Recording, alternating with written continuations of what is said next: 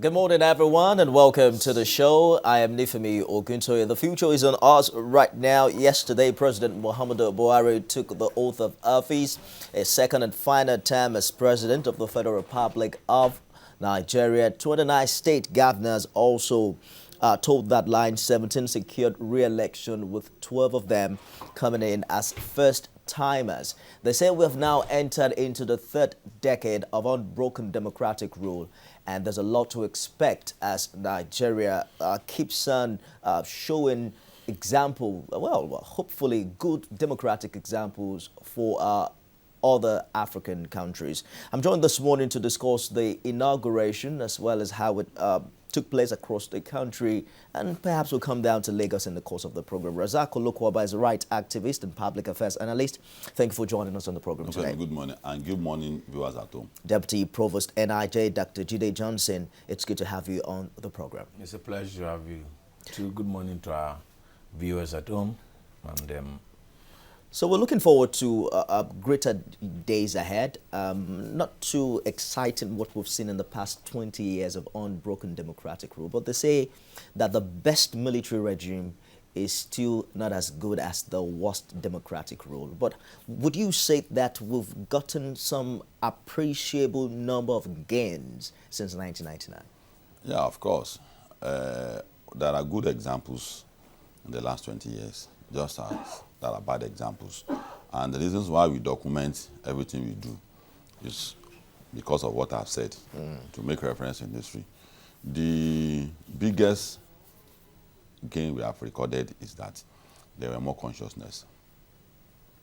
Between 1999 and now, the consciousness was so bad that people were so alien to democracy that if you elect somebody, they barely know the difference between the left and the right.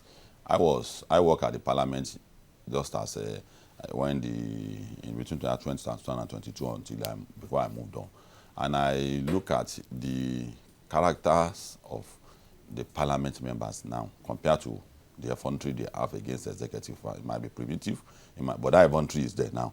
That they have woken up, and it's because people begin to realize that now it's not the president have it all game. That's not democracy. Democracy is the three arm of government. During the military, judiciary don't have opinion too. There's a limit. Even if they are court orders, they won't respect it. All sorts of things. So it's getting better now. You don't think then that position, Razak Olukwaba, is a little bit relative? As we speak right now, there are still court orders that the executives have, that the executive has shown for many years now. Before now, you won't, like you are telling me now, like it's in the paper, it's everywhere, it's in the social media.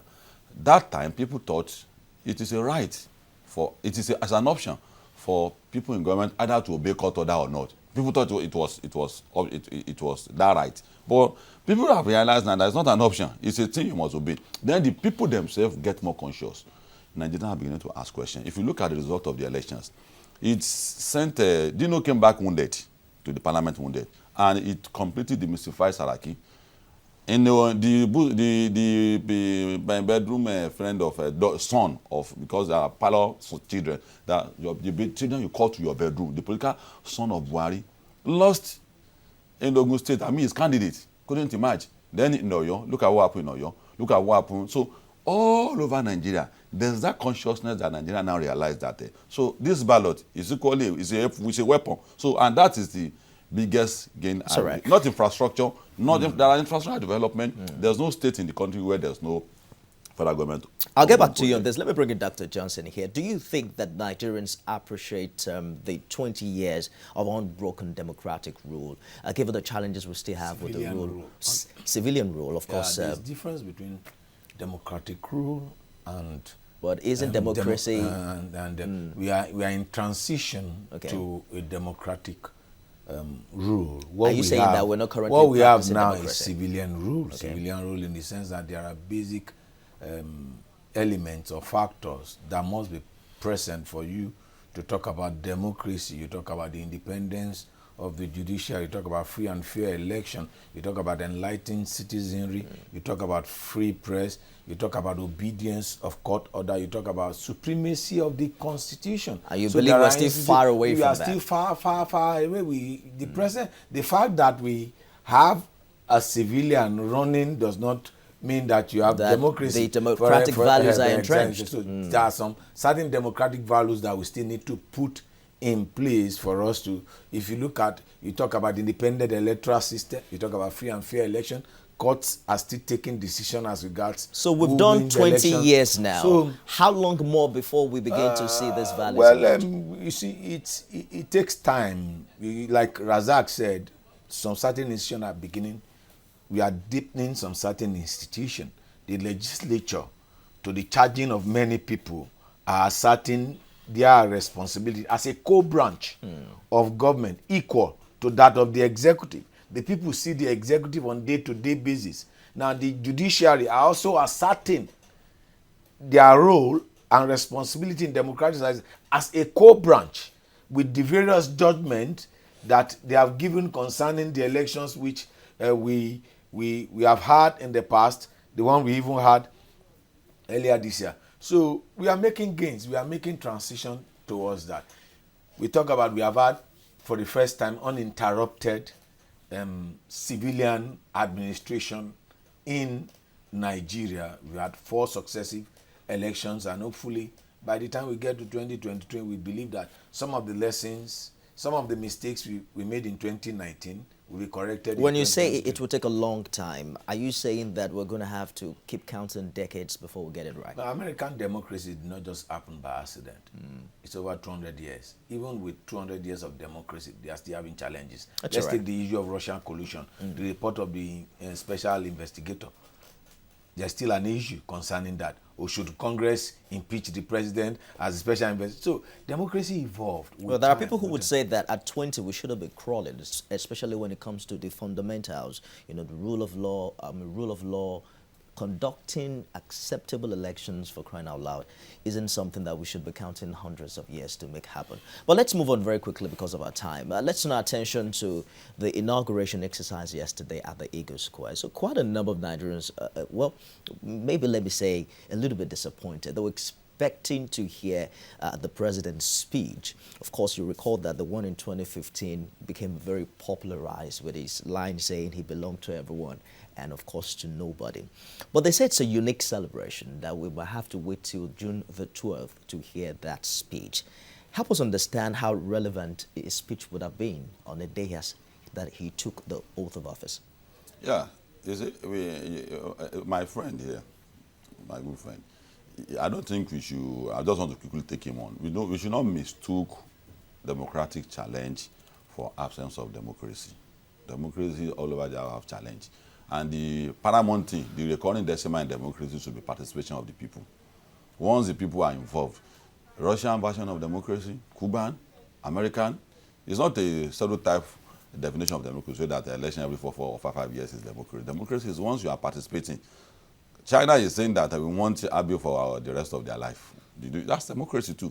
So it's a challenge. There are democratic challenge in Nigeria, but there are democracy getting stronger and waxing strong every day in Nigeria. You're saying whether it is unique or not, it is still democracy. It's still democracy. That the people involved. It's whether there are challenge or not. It's bringing out challenges. And that does not be mistaken for absence of democracy. But you don't think we have democracy. You don't think it is a huge challenge when the challenge deals with the ideals that make up of democracy? Why do we have government in place? It's to address challenges. There's no need for government. There's no challenge. Are they addressing the challenge? Is it a challenge? Are they increasing or decreasing or increasing? And to me, they are decreasing. Buhari is doing fine. He's going to OIC meeting now. OIC, 54 countries of Islamic countries formed in 1959.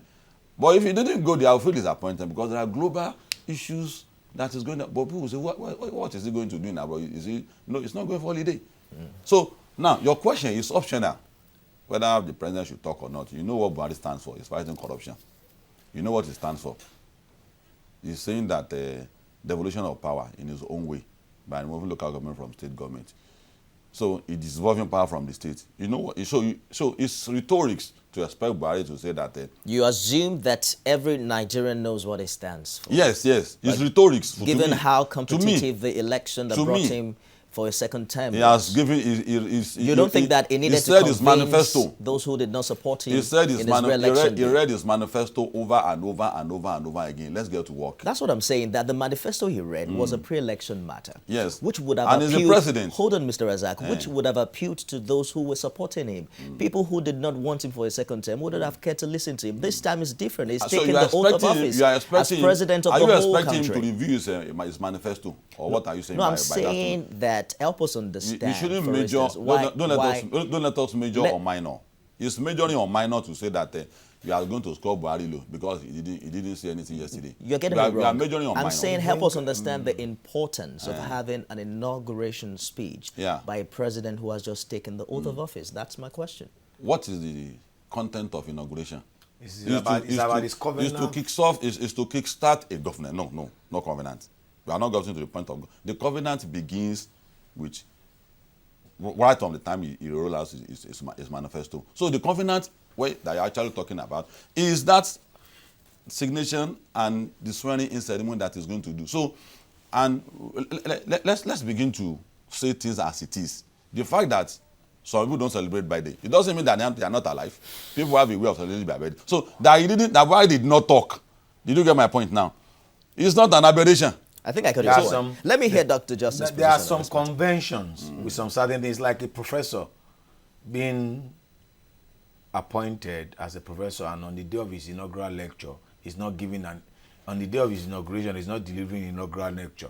You see, it's important. These are basic conventions. These are basic protocol. The president is sworn in yesterday. He's starting a new term. It's meant to establish a covenant with Nigerian people. These are the things we are going to do. There is only one person that is given the power by the Constitution to rule by proclamation. And you know that person is the president. Whatever he says, the executive, the governors and the president in their own respective domain, whatever the president says at that particular point in time becomes a policy document. Now, the president did not roll out his policies for the program. It's important. We must point this out. You see, we don't need to pander people in public office. When they do it right, we tell them they do it right. When they do it wrong, we need to tell them they do it wrong. It's important for the president to tell us what he wants to do concerning second term. I have nothing against the president going to OIC meeting, but we are talking about the inauguration of the president of the Federal Republic of Nigeria. And they say charity begins at home. So if the president does not deem it fit to talk to us on the day of his inauguration, so it's important for us to establish. It's a standard protocol as regards president swearing, governor swearing. So the president did not get it right at all on that. I'll get back to you on this. We spoke to the president's senior special advisor on media and publicity last night, Garbash on this matter, and I'll let you know what he told us. But that'll be after this break. Do join us again.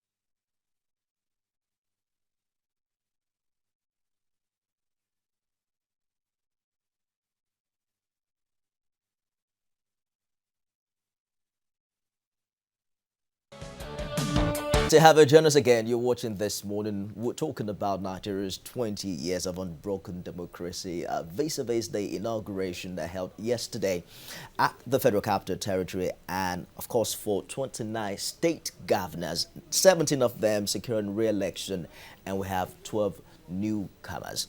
Okay, so the SSA to the president and made and published last night on the news was explaining to us how the inauguration exercise for this year was low-key because of the June 12 scenario, and perhaps we're expecting the president to give that much talked about speech during Democracy Day. My concern really is, are we getting it right in distinguishing between the handover date and Democracy Day? How do you see this continue from now? That's why I said some of these things are optional. And like my colleague has said, that a president talks and becomes a policy. Not necessarily on the day of inauguration, not necessarily on June 12th.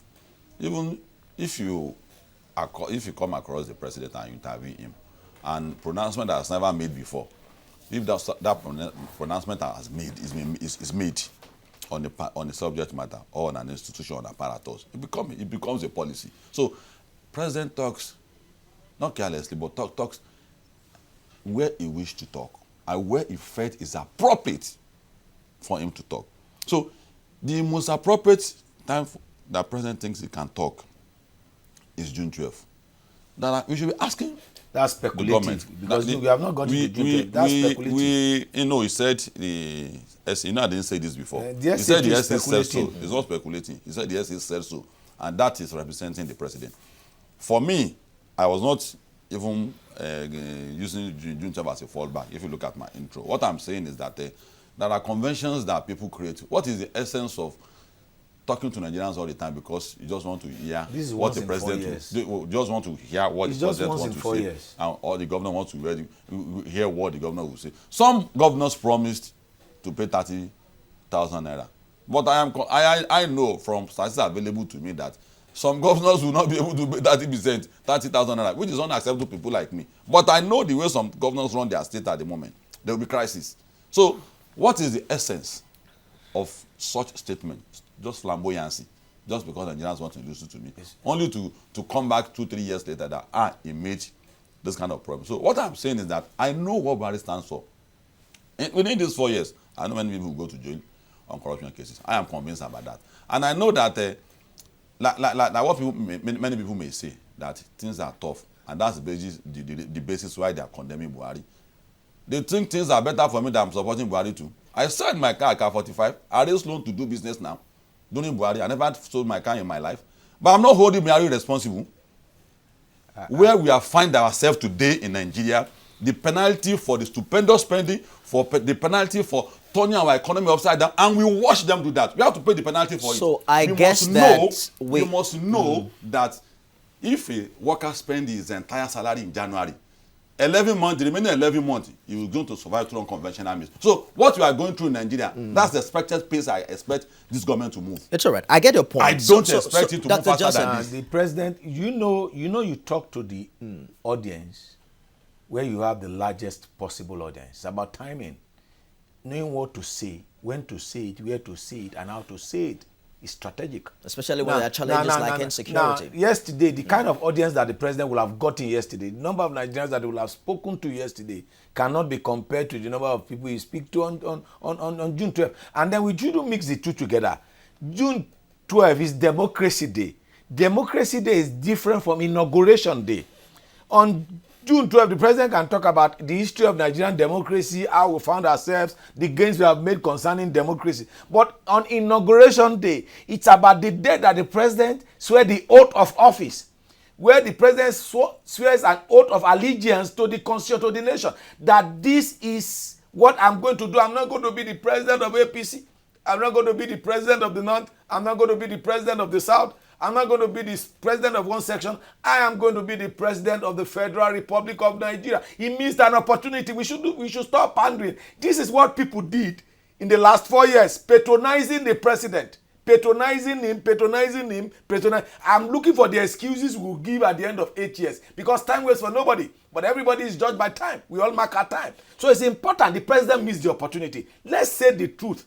He missed an opportunity in not talking to Nigerians yesterday, because a lot of Nigerians were waiting for him to tell us what he wants to do. Dr. Johnson, there's no two way about it. I think that he's sending people to jail. It's not the president that will send people to jail. It's the institution and the structure you put in place. There are a lot of people go. Those are speculations, and we should move from the realm of speculations and move to the base of reality. What is right is right. It's simple as ABC. I get your point precisely. I think we're going to have to move on. You have made your point on this matter, and he thinks that it would have been strategic to have the president speak the other day. But we have to move on. It is more for action because there's a lot to talk about. People in government than rhetorics. I get your point, Mr. Lokoba. So there are other governors that were sworn in yesterday, about 29 of them. We have 12 newcomers. Interestingly, many of them, unlike the president, I think even most of them gave a speech talking about what they were going to do. In Oyo State, for instance, the governor hit the ground running by abolishing the 3,000 naira developmental levy fee paid by public schools in that state. In Kano, the governor talked about free basic education, and also people with special needs are going to benefit from it. And it's across board like that. But the concern of many, for instance, is the 30,000 naira minimum wage that you made mention earlier. The Oyo State governor was honest enough to say that the way the state government was right now, he would be fooling the people to tell him that he has the capacity to pay. Do you think that that is what people need to hear this time? Well, I don't think we should deceive our people as some people in government. And that's why I am saying that don't make promises that you cannot keep.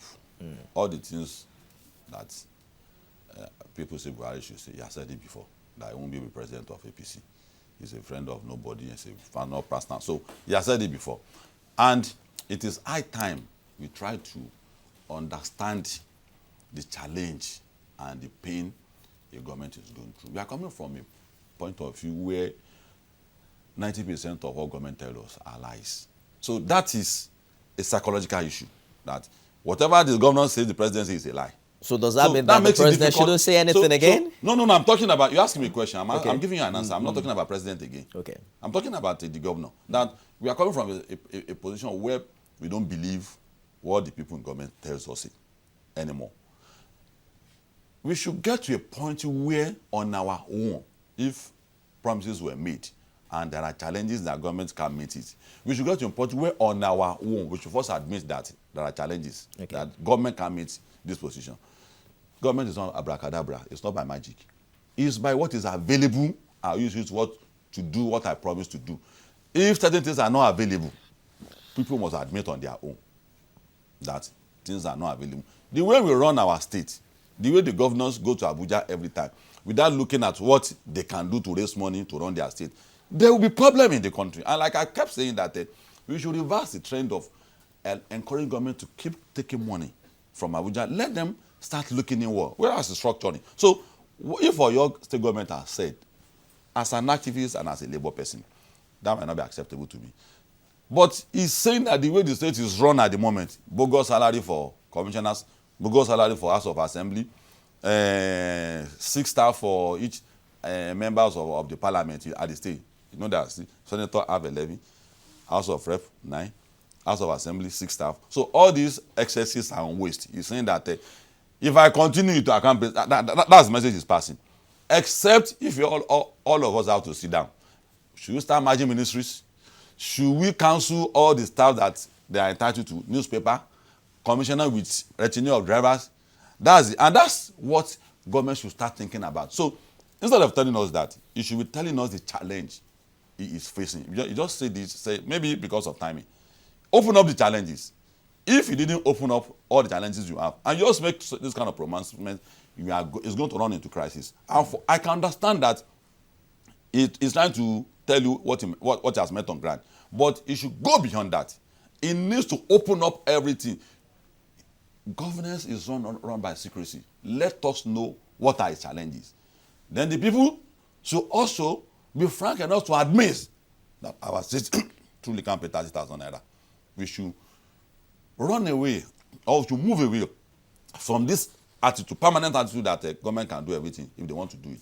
We must admit that truly Government, you normally have challenges, expected challenges on issues like So if other governors took the path of Governor Sheyi Makinde in honesty, telling the people what they have, perhaps the tripartite committee and the struggle that the Labour went through last year would have been a futility. Why should the worker in Lagos State collect the same salary with the worker in Oyo State, with the worker in Ekiti State, with the worker in Borno State? The standard of living varies. The standard of living varies. And I think we have argued over this over time, that the issue of wages should be left for each state to decide. There should be a national minimum benchmark, which we apply to federal workers and the state. If you put that burden, you know, the states are the major employer of labor in Nigeria, the state government. If you put all these civil servants of the state together and compare that to that of federal government, you discover that the state have more employees than the federal government, who takes the largest part of the federation account, which takes the issue which we always run away from, which is the federation account. We talks about the need for us to talk about resource control that each state should generate. For example, a state like Lagos State should even be paying its worker 100,000 per month. A state like Rivers should be paying its workers 100,000 per month if you look at what they have on there. So, in fact, it might even be fashionable for you to work with Lagos State government and Rivers State government and for you to work for federal government. Until we get there, we'll still be going through this cycle. Ever since I was young, now I am old. You have always been this cycle of minimum wage. We can pay, we can't pay. We can pay, we can't pay. Until we address some certain basic issue. Look at the exclusive list in the Constitution. And look at some of the things we need to take away from the exclusive list and take to the concurrent list and some to the residual list, which is exclusive within the exclusive preserve of the state. Then we begin to talk about this issue. Otherwise, every electoral cycle will have this issue of minimum wage or no minimum wage. And I salute the governor's courage for coming out to say that, you know what, we cannot pay in view of the circumstance and in view of the present challenges we are having in the state. And it's for the workers to, like he said, which is very, very important, you need to be transparent. Come with all this issue into the front burner. It's only a fool that will see that the state is making 1 million, for example, and you're asking the state to pay 2 million every month. Where is the state going to get the... I'm only hoping that he didn't make the promise during his campaign. But we'll be back with more after this commercial break. Do join us again.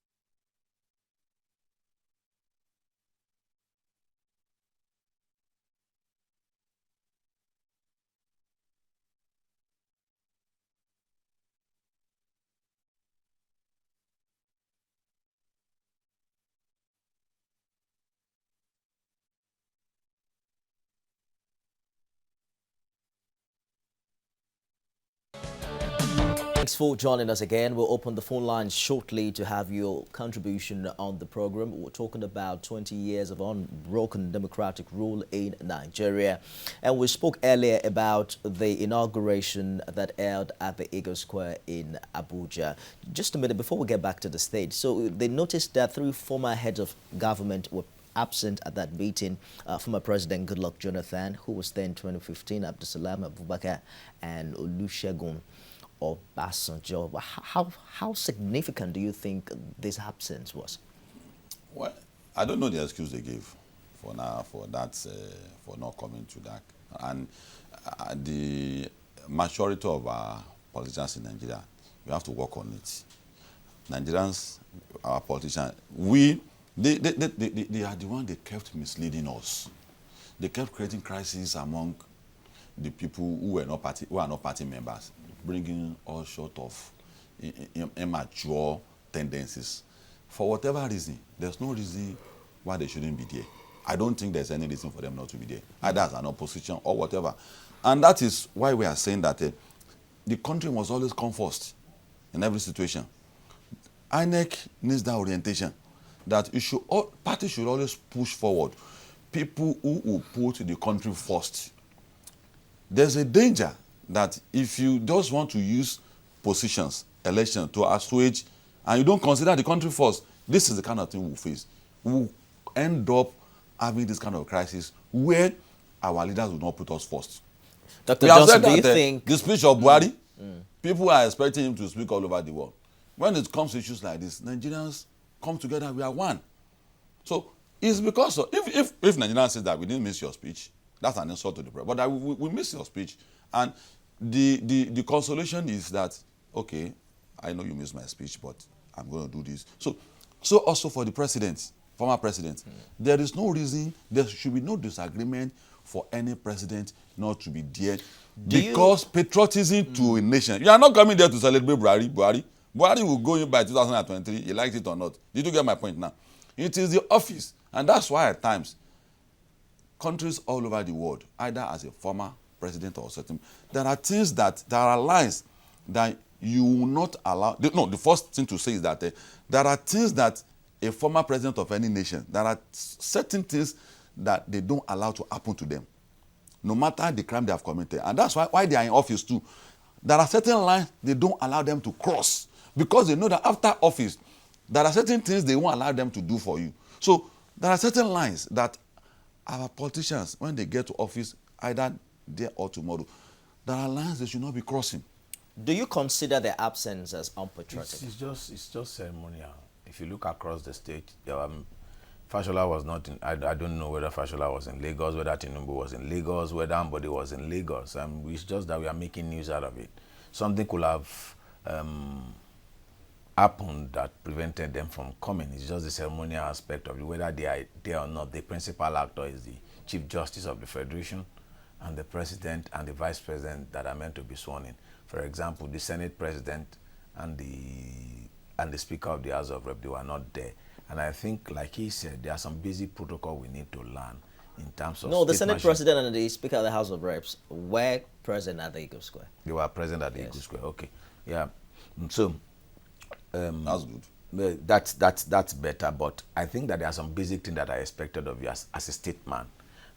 We don't know the official position. I think what President Obasanjo, Jonathan, and the rest of them should have done is to have put up a statement on the reason why they were not there. Because when the Americans are doing their inauguration, you always see the former presidents. Because it's a rule call, it's a national, like he said, it's a patriotic thing.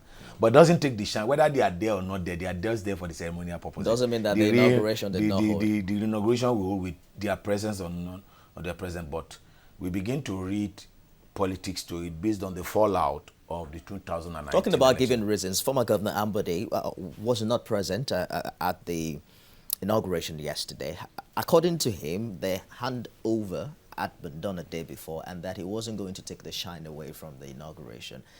He was of the opinion that Sanwo-Olu is the star boy, and that was why he wasn't present. Well, that's also not a good reason for him not to come, though he was not thoroughly missed. His absence was not seriously noticed. If you look at the flamboyancy of the event yesterday, I was there. I mobilized there. And his absence was not conspicuous at all. It was engulfed by an array of other people that came, kings who came, eminent people come from across the Lagos, son of the soil. So stakeholders were present. So it was not thoroughly made, but it's not a good thing for him to do that kind of excuse. For him to give that kind of excuse. Lagos is working. See, let me tell you something. 3 things are working for Lagos. There are structures. Lagos is fortunate to be a coastal state. So Lagos starts early enough. Before independence, Lagos was relating with the British Queen, the Queen of doing that. So that's so. Then the people of Lagos, both the inhabitants of Lagos and the indigenes of Lagos, there are certain progressive tendencies that were exhibit that the question of religion is a recent thing. The question of where you come from is a recent thing. Lagos is like a liberated zone. Anything you want to do, once it's first is accepted in Lagos, it becomes a norm in other places. Be it politics, if you are doing agitation, you succeed in Lagos, other states. If it is economy, so there are so many things that even federal government learn from the state.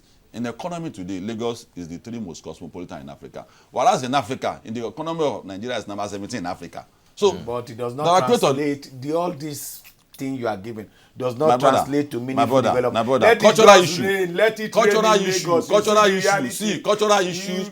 Cultural issues. We are Yoruba people. We are Yoruba people. Many governors are no longer governors. So you are interjecting and it's not good. Yeah. No, your interjections are not helping. Listen, you didn't ask any question. No. It's not helping. And you come from an institution. Just give him a minute to make his point, and then I come to you, Dr. Johnson. And I think you need to as an academic institution. Just a minute. As an academic institution. Just a minute, Dr. Johnson. From an academic institution, where discussions should be allowed. What I'm saying is that I am a Yoruba person. Culture is important. Some governors don't come out because of character. Some governors didn't allow that. Didn't come on board to succeed them because of character or our manner. It's all right. See, manner is important in Yoruba land. I think you made a point. Let's hear Dr. Johnson out. Just a minute, Dr. Johnson. He said it was not missed. Yes. Yeah, they went to Abuja. He said he mobilized. He's talking it from a political point of view. He mobilized for them to go to the program. Obasanjo and the rest of them, it was wrong for them not to be around. Then on the same issue in Lagos, it was not important for anybody to be there. I said so. I think it's I said so for both occasions. The thing is this. I said Obasanjo were not missed. Just a minute. Let's give Dr. Johnson a minute to make his point. There is a saying I'll say, man, they said they don't want you in the city. You are leading a song. You see, we all knew the politicking surrounding the Lagos issue, but it will be important. It will have demonstrated maturity. It will have demonstrated statesmanship if he had attended the inauguration. Bearing in mind that we seem to have experienced some form of cordiality. Exactly, because it's symbolic. That transition is symbolic. You see, we must learn good things. The unfortunate thing is that when we are sick, we go abroad. When we want to buy car, we go abroad. Every good things we see, we try to use. Some certain basic social etiquette, political etiquette, protocol, we don't want to borrow. We say we have a way of doing things. We have a way of doing. I don't know whether they're swearing in our way of doing things. It was even the democracy we are practicing is borrowed. There are some certain basic etiquettes. It should have been there. It's important, and we need to dominate. And I think we need to establish a national commission to deal with that issue across the state. The governor of Ogun State traveled Let me turn your attention to the new governor's position about the former governor. In his inauguration speech, this was what he said about the former governor. Well, it's amazing how time flies. You have to get used to former and current governor right now. So in his speech, the new governor, Governor Sanwo-Olu, I thought I had it somewhere here, had said that Governor Ambode pushed forward. He was talking about the programs of the previous governors, Tinubu and Fashola. Governor Ambode pushed forward in a special manner. His efforts and actions shall be duly remembered. You think that's pregnant? Well, there's no doubt. Governance is a continuity. It's a race, a relay race, and that's what we have argued. And the tapes are there in the public domain.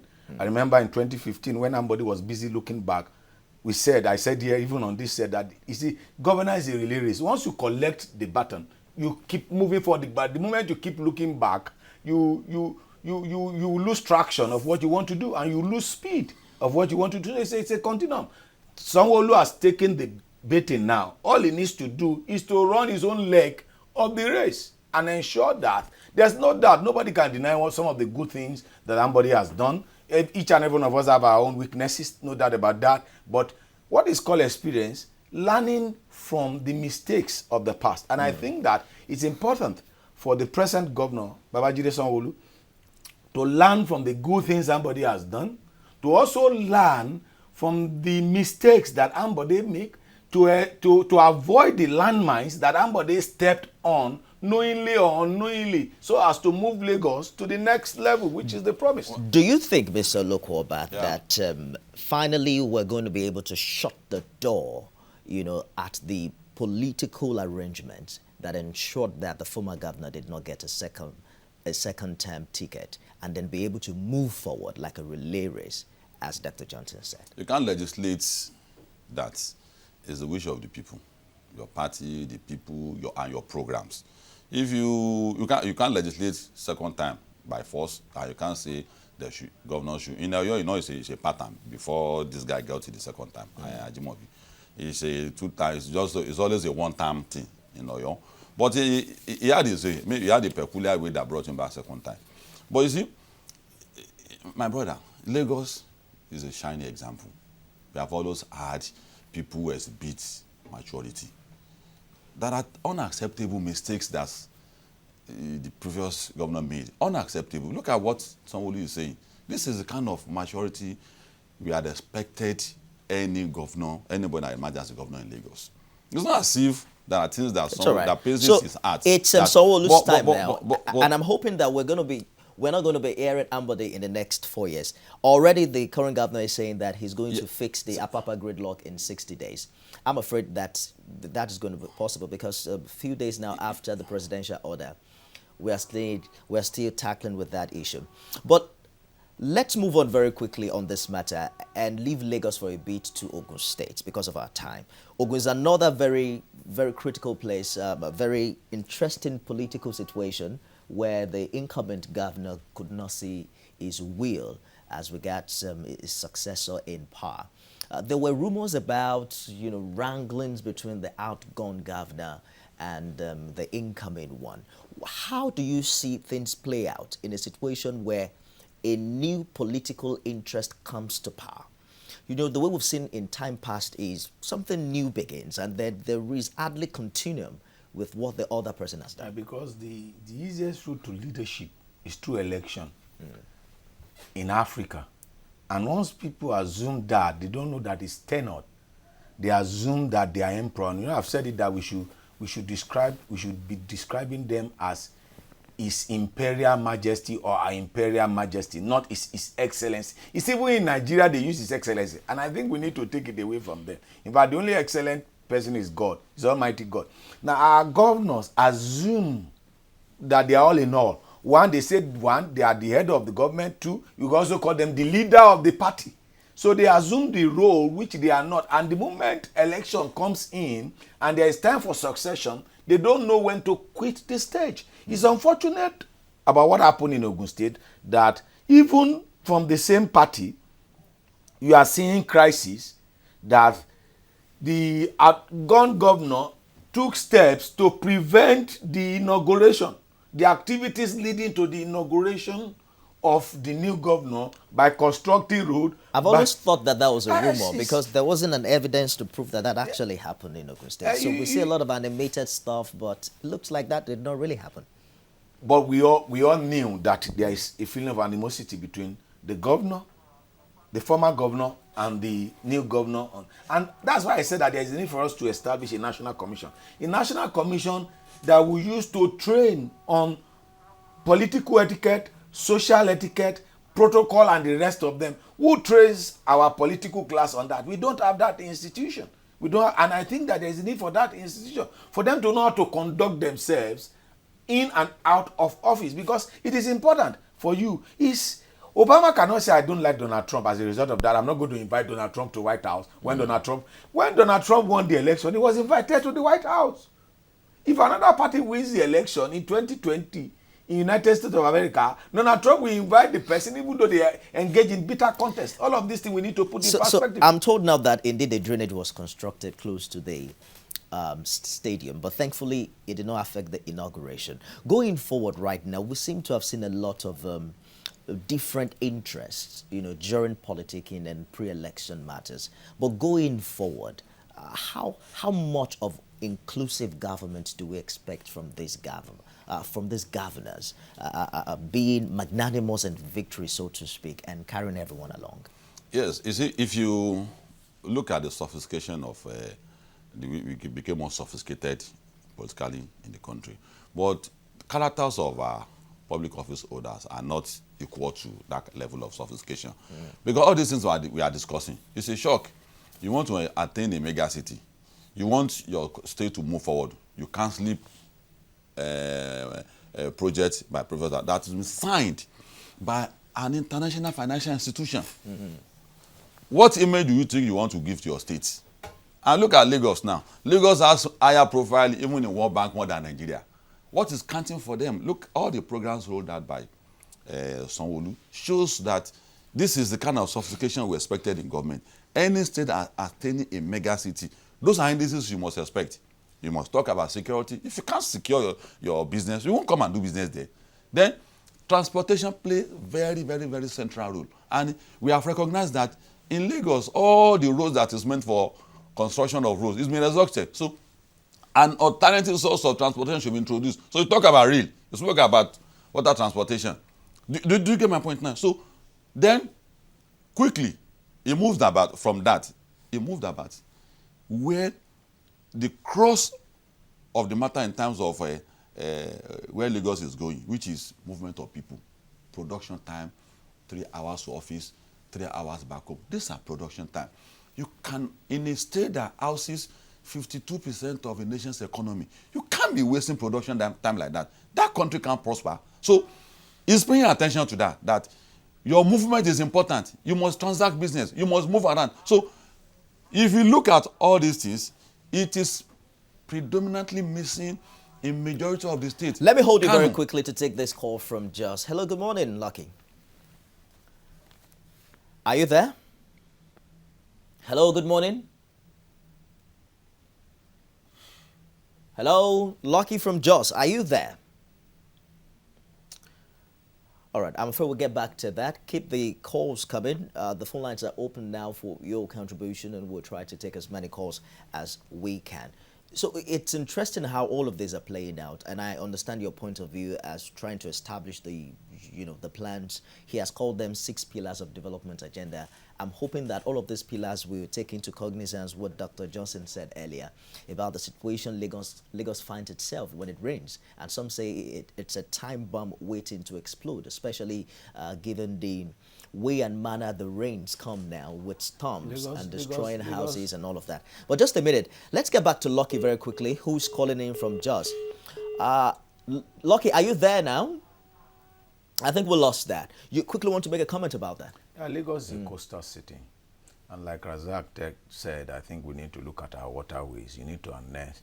If you go to Amsterdam, Amsterdam is a city like that we could liken to. There are some basic things we need to look at. Exploring the tourism opportunities on our waterways. You look at Mauritius. What do they sell in Mauritius for? Is their coastal area? Looking at that area and how to improve development in that aspect. It also appears there's a lot that the current governor can like you also... said, in terms of the travel time, you see, Yes. except we need to decongest the road. As far back as late 70s and early 80s, we are doing odd and even number cars on Lagos roads. The roads are even far better than what we have now, but they are not as much as what we have now. But then, the population of Lagos was not even up to 21 million projected as it is now then. Yet we had to constrain cars coming out. It's because a lot of us are putting vehicles on the road. I'm going to have to hold you for a minute. Let's take this call from Kaduna. Good morning, Aliu. Hello, Aliu. Are you there?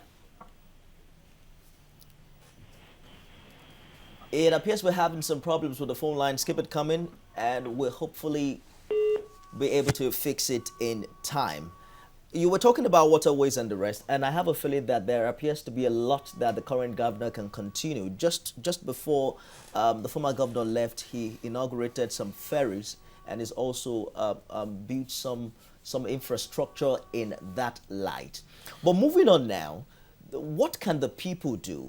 Because it appears the electorate come out every 4 years, and that is when the politicians pay attention to them and ask them for their vote. Now that we're starting another dispensation, how can the people keep track of development and the promises they've made? The first thing is that there are prices to be paid by the people. Compliance is important in this kind of issue. For instance, safety and security is not convenient. If there are security challenges in an area, and we are asked to comply. Let us comply. For instance, everywhere in the world, if you resist arrest, security agents will pounce on you. They will use all my. But in Nigeria, if you are the police is running after a downfall driver, they will say the police is doing something wrong.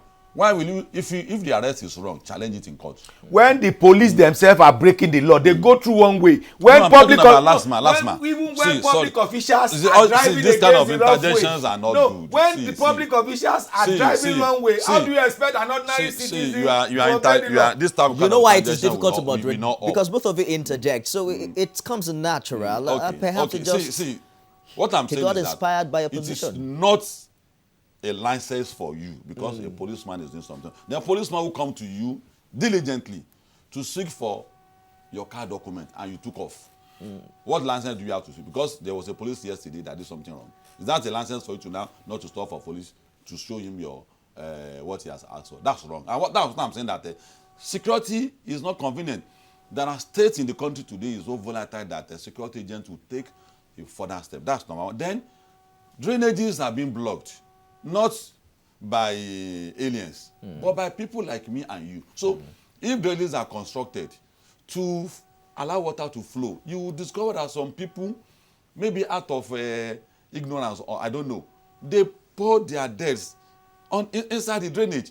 And if perchance a kind official comes to that kind of area to enforce penalty, will be complaining. So you can't eat your cake and have it back. Government has a role to play. We as a people will also have a role. We also have to play a role as the office of the citizen. Obey the law. Yes. I agree with you. Now, one of the ways to solve the problem is for the governor and his people not to use siren. Let them drive through the traffic in Lagos. It's for the police commissioner of Lagos not to use the siren. Let them drive without siren. Let them not go through the BRT lane. You and I will see them. We see one small official. He will drive through the BRT lane. It's about people. When Dr. Johnson, people, let's attempt to turn attention to the phone lines if we can hear from them. I understand we have a caller from Ayobo. Hello, good morning. Hello, good morning, sir. Good morning. Please go ahead with your contribution. Yes, sir. What I just want to contribute about the government, the former government and the new one. Let there be continuity of assignment. If somebody is away from the seat, another person that is coming in should not forget about the other. It should continue in that one will help us in Nigeria and people help us in Lagos. It's all right, Ade. Thank you very much for your contribution. I think you made a point here. Because there are some rumors that certain projects in some parts of the country were not completed before they were commissioned, and we're hoping that the new governors that are coming right now will be able to continue. It's a new norm. Where the other person a new norm. stops. It's normal. And like I was saying, on the issue of that, if we have that, if people see that people in leadership obey traffic rule, conform themselves, if our public officials, if they go through what we go through normally without using siren, without clearing the road, they will understand what it means to live in Lagos. They will understand what it means to live in Nigeria, and they will do the right thing to solve that. Now let's come to the issue of the drainages. It's important. The people block it. No doubt about that. If you check my car, you see a lot of. But I've run. I have gone after people that have thrown something out of their beautiful car, and I'll tell them you are driving a beautiful car, but you are dirty on the inside. But when we didn't have block drainages, you know what happened in the 70s and in the 80s? And I start to be challenged by anybody. The last time we had a comprehensive road network and drainage system was under Jakonde. And you know why the drainages were not blocked? You had Loma. Loma placed this truck almost virtually every street. This truck that they will come and lift, the one that you have behind the base of these trucks, that's their base. They place at the end of every street for people to dump their refuse. We must provide a system that encourage people to dump their refuse where it can be appropriately picked. But that's not making an excuse for the people. But if you really want to solve the problem of traffic congestion, the commissioner shouldn't use siren. The governor shouldn't use siren. The permanent secretary shouldn't use siren. And the police commissioner of Lagos shouldn't use siren. They should go through the normal traffic go through. Then they will have an experience of what we experience in this part of the world. Gentlemen, there's a lot to talk about in such a short time, but we have to go now. Let me have your closing remarks on this. Well, it will be unfair to talk about breaking of laws or traffic by Lagos State government. Lagos government has established LASMA. They have established KAI, which other states have followed. From 1999 up until Fashola's time, it was a fantastic system until it met a fiasco during our body. But there's still a lot more to do. I'm convinced that under Sanwo-Olu, is going to continue the good work of Shiwaju Fashola. He came from a sector, private sector, and he married with his public sector experience. It's all right. And we're going to have We're a brand new hopeful to Lagos. see that because he won't be the first governor here in Lagos to My have come advice from for the him private is for him sector. to learn from Bambodi. Razak Olukwoba, right activist and public affairs analyst, and Dr. Jide Johnson, Deputy pleasure. Provost and IJ. Thank you very much for having me. Thank you for the interesting, very interesting discussion. All right, so it's about time to take advantage of the Office of the Citizen, and I'm hopeful that all of us can do that in the next 4 years. We'll be back tomorrow with another exciting one. I am Nifemi Oguntoye. Thank you for joining us.